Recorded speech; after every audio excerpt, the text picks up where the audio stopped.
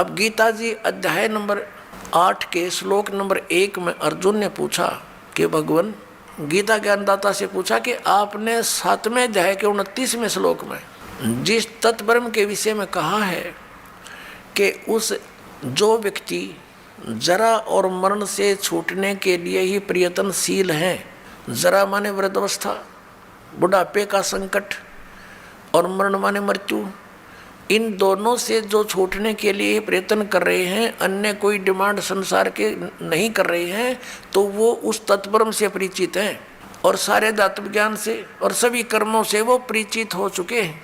तो अर्जुन ने पूछा 8वें अध्याय के प्रथम मंत्र में कि किम तत्ब्रह्म, किम अध्यात्म, किम कर्म पुरुषोत्तम, क्योंकि वो तो पुरुषोत्तम मान रहा था उसने श्री कृष्ण को।